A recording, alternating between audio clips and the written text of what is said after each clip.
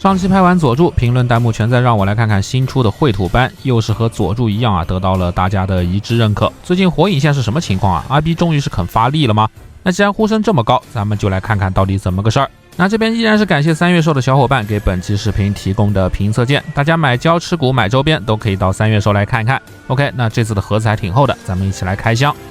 虽然是大厚盒啊，但是内容物并不多，吸塑也就是一层，背后粘着的也不是什么额外的配件，而是特效件的支架。当然这也不是什么魂支架，那也太奢侈了，就一底座和不可动的透明棍子。不过这次的配件里反倒是给了好火灭却的特效件啊，可以看到内焰的黄色高光涂装到外焰的橘红色渐变，做的还是挺漂亮的。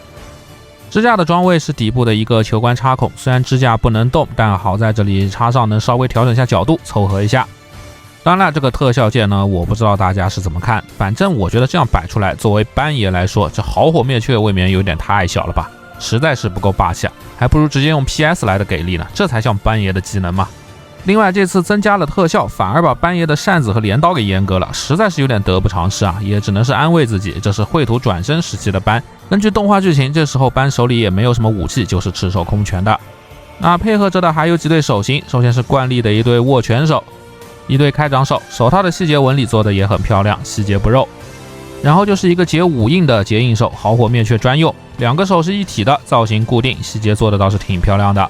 以及这个很常见的未印的结印手也是一体的，那手型的部分一共也就这4个，种类实在是算不上丰富，还好额外还多给了最经典的抱胸手，这里需要把原本的2条胳膊拔下来替换啊，插拔倒是挺丝滑的，不会太松也不会太紧。那配件除了面雕以外也就这么一些东西了，说实话这个配件量呢，我实在是觉得撑不起450的价格啊，关键是火焰特效也确实有点小气，印象分不算高，但是大家依然那么极力的推荐，那只能说明这次的本体做的确实是非常令人满意。 OK， 那么咱们转到正面一起来鉴赏一下这个本体的造型，大家第一印象觉得如何呢？这里依然搞一个班爷的例会来做对比，那这个身形比例方面我认为是挑不出什么毛病的，戴哥的型拿的还是非常准的，大家真正意见比较大的主要是衣服的配色，整体的饱和度相比起来有点高了，袍子的蓝紫色以及外甲的红色，不少兄弟吐槽这是猪肝色，但这里我想给戴哥鸣一个不平，我个人觉得实物上手观感是很好的，虽然红色饱和度高，但表面做了类似铸铁材质的纹理，大幅削弱了胶感，看起来真的是很舒服，甚至我觉得比漆面还要舒服啊，这反而是加分项。远的不说啊，就拿之前会场限定的版本来对比一下，比起那个奇怪的电镀外甲，这套纹理质感反而是更戳我的，如果有大手资拿去加点战损涂装啥的，那效果肯定更上一层楼。此外，这次真正的惊喜，这么一对比就能发现啊，其实是面雕。虽然我没买过，但我对当年官图的展示还是挺记忆犹新的，犹如 AI 建模一般的面雕。但这次不同啊，4个绘图状态写轮眼的面雕都做得很不错，吐火脸、怒吼脸、平静脸和斜视脸，不仅仅是还原度能到7分以上，表情也捏得很到位，就感觉是戴哥偷偷的为了宇智波一家重新去进修了捏脸的技术一样。当然我其实个人最喜欢的还是这个狂笑脸，我靠，这个神态拿捏的可真是太对了，前面几个脸多少还有点宇智波祖传崩坏，只能给7分，但这个脸光是这个神态对上了就值10分，这也难怪大家对这款班爷赞誉有加了。而且这个脸是刚拿回了一只轮回眼的造型，另外一只眼睛虽然被头发遮住了，但还是做了写轮眼的造型，这个表情我记得是看到柱间复活去找他约架的表情，本来也不是啥重要的剧情啊，但班爷 gay 的脑回路和演绎却着实让人印象深刻，只可惜腰部可动给不了那么大的弯腰幅度，还原度上还是差了点意思。OK， 那么既然聊到了可动，咱们最后就来看一看这次班爷的关节设计做的到底如何吧。首先这个刺猬头用的是多段关节嵌套，可以做到90度的抬起，每个方向都有一定的摆幅，造型做的还是相当不错的，不穿帮，同时因为是球冠啊，也可以做一定角度的转动。高领毛衣处还是做出了一段脖子的关节，可以像这样做一段前后的伸头可动，不过幅度比较一般。虽然有脖子的辅助啊，但低头的范围还是只有30度多一点，抬头的极限也是到后脑勺的头发处，也是30度多一点的样子。反倒是左右的侧摆留足了空间啊，能干到45度以上的范围。最后360度的转头自然是没有压力的。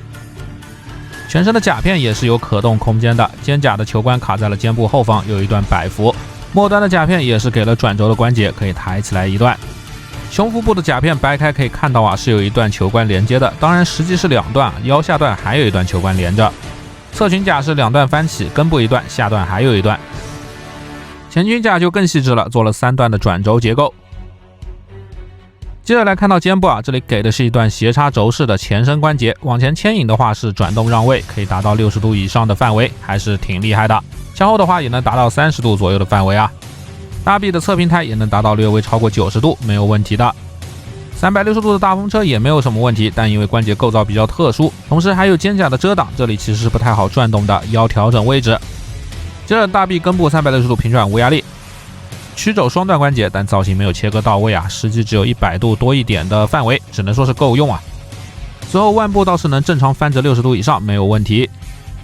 腰部就比较的难受了，虽然做出了胸甲的分离，但体积还是太大了，实际不能忽视啊，导致弯腰虽然有2段关节独立可动，但实际只能到20度。还好后背没有什么干涉，挺胸反而能到30度左右。同样被肩胛干涉的还有转腰，不过实际的转幅很大啊，能到左右90度，造型也没有很穿帮。而左右的摆腰因为没有什么干涉，反倒是能接近45度。接着来看到腰部，裙甲下的下摆也是做了分段，分段的根部是一个可以翻起的轴，这也是老结构了，不过倒是给了下半身优秀的活动空间。屁股后方的这一片也是能掀起来一段关节的。接着来看到腿部，首先前踢是标准的90度没有问题，而这个胯部没有屁股的结构，后踢也能达到90度，侧踢也能达到接近90度，不过这里的关节稍微有一点小干涉，但问题不大。大腿根部的360度平转也是没有问题的。屈膝也是双段的关节，这里的后方切割做得很好，180度的贴住大小腿是没有问题的。小腿的裹脚部分给了一段向外的90度转幅，脚腕的部分则是能做360度的平转，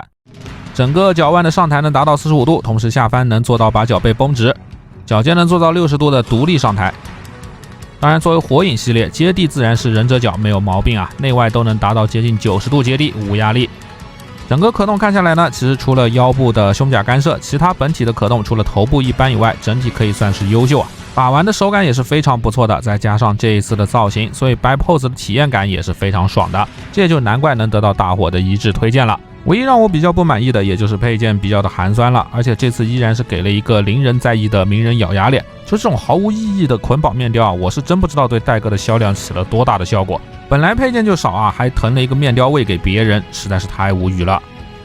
好了，那么以上就是本期宇智波斑评测的全部内容了。虽然配件让人难受，但本体做的确实是不错，尤其是和之前的斑相比啊，进步真的是非常大。如果是喜欢斑爷的话，个人觉得是非常值得一收的。OK， 那么本期视频也就到这里了。视频制作不易，希望大家多多的点赞。OK， 那么大家下期再见喽。